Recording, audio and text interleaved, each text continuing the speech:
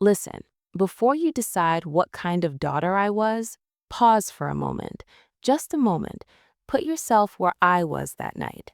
Imagine metal folding like paper, glass exploding, your breath knocked out of your chest, the world spinning sideways, then sirens, red lights, cold air, someone shouting your blood pressure.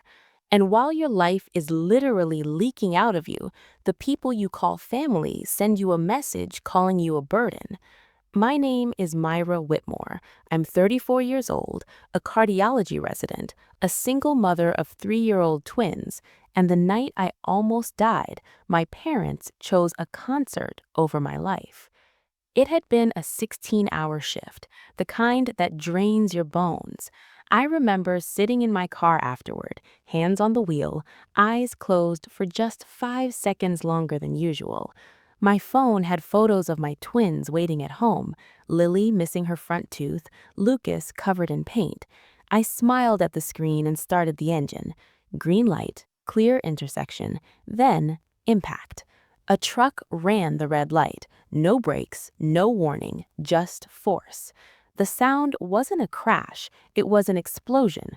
My door collapsed inward, the steering wheel hit my ribs, my head snapped sideways. Then everything went dark and loud at the same time. When awareness returned, I wasn't in my car anymore. I was on a stretcher, oxygen mask, hands pressing my abdomen, pain, deep, burning, wrong.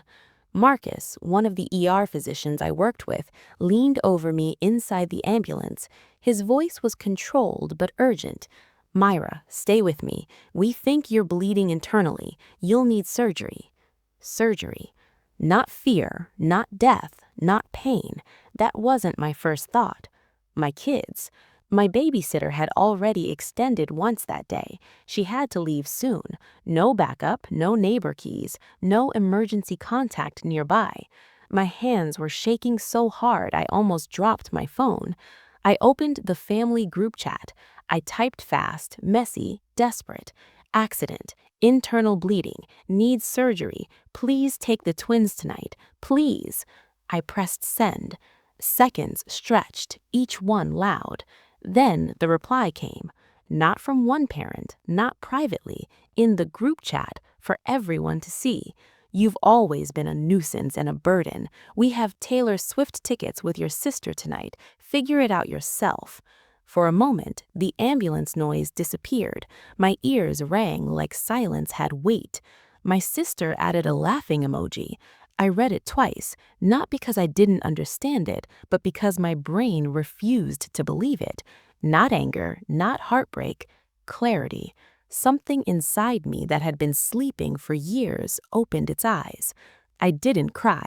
I opened a childcare emergency service app, booked a certified overnight nanny, triple rate, immediate dispatch, confirmed entry code, payment authorized. 4 minutes. Crisis solved, just not by family. Marcus watched me work through the logistics while an IV line slid into my arm. "Handled?" he asked quietly. "Yes," I said, but what I meant was finished. Because right there, strapped to a stretcher heading into emergency surgery, I made a decision that had taken 8 silent years to form. I was done carrying people who called me heavy. What no one knew, what I never announced, what I never used for credit was this. For 8 years, I had been paying my parents' life expenses, their mortgage, their insurance, their repairs, their emergencies, their lifestyle gaps. $3,200 every single month, quietly, automatically, faithfully. Not once did they ask how it was possible. Not once did they refuse it. Not once did they say thank you in a way that meant they understood the cost. I told myself this is what good daughters do. I told myself sacrifice becomes love eventually. I told myself they'd see me someday. The anesthesia mask came down over my face, and the last clear thought I had was not fear. It was this: no more. When I woke up, the world felt stitched together, pain in layers, breath shallow, limbs heavy, machines talking in beeps. I turned my head slowly, expecting at least one familiar face. There was none. No parents, no sister, no message notifications lighting the screen, just a nurse adjusting my line with gentle fingers. "You're stable," she said softly. "Surgery went well. Did anyone come?" She checked the desk tablet. Her pause answered before her words did. "Not yet." Not yet. Those two words can be louder than shouting. 5 hospital days passed. Do you know who checked on my children? The nanny, Marcus, a neighbor I barely knew. Do you know who didn't? The people who raised me. Every morning, my phone still showed the scheduled transfers going out, right on time, like loyalty on autopilot. On day 3, I opened my budgeting app, and one by one, I ended it. Mortgage support, canceled. Insurance, canceled. Monthly transfer, canceled. No announcement, no speech, no warning message, just truth catching up with reality. I expected to feel rage. Instead, I felt quiet, like putting something heavy you forgot you were holding. 2 weeks later, there was a knock at my apartment door. When I opened it, my grandfather stood there. Straight posture, calm eyes, the kind of presence that makes lies uncomfortable. He stepped inside, watched the twins playing on the floor, and then looked at me with a depth that said he already knew. "I have reviewed the records," he said. My breath caught. He placed a folder on the table. Printed transfers, dates, totals, 8 years of financial truth documented like evidence. "I wondered how 2 unemployed adults maintained that house," he said evenly. "Judges don't ignore patterns." I didn't defend myself. I didn't explain. "I didn't want them to struggle," I said quietly. He nodded once. "They are about to." I looked up. My 70th birthday gathering is in 2 weeks. 40 relatives, everyone present. I intend to present facts. My pulse rose.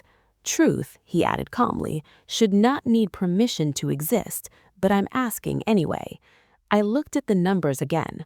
My lost sleep, my missed vacations, my double shifts, my silent giving turned into ink and paper.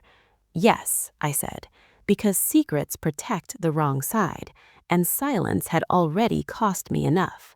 I didn't know it then, but that party would change every relationship in that room.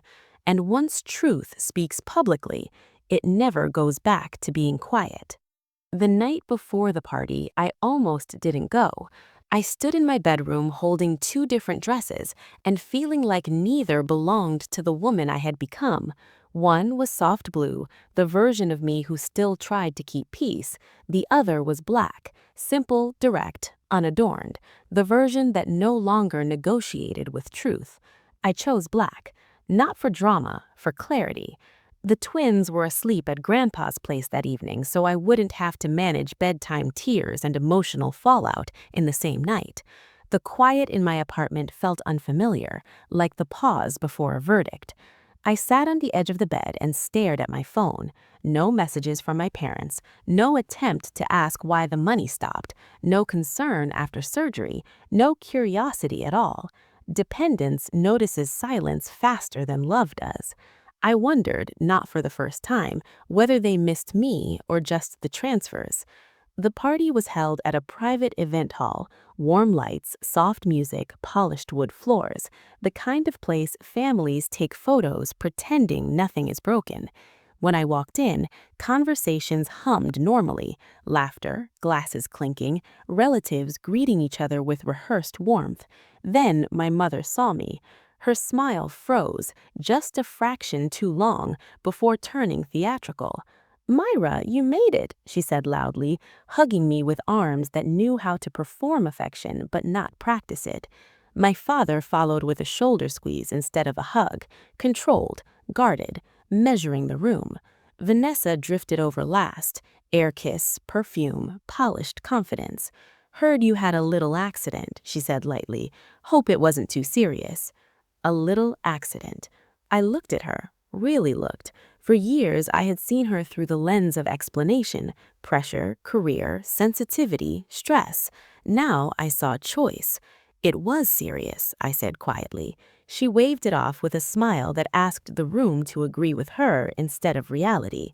Within minutes, I began noticing something else, small clusters of conversations stopping when I approached, quick glances, half praises cut short. My parents had been preparing the ground. Character framing always comes before truth exposure. I overheard one aunt whisper, "Trauma affects memory, you know." Another voice, "They say she imagined things." I didn't interrupt, I didn't defend. Facts don't need to shout when they are documented. Dinner was served, 40 relatives seated, toasts prepared. My grandfather stood slowly when it was time. He did not raise his voice. He didn't need to. "I appreciate everyone coming," he began calmly. "Tonight I want to do something slightly different before cake is served." The room leaned in.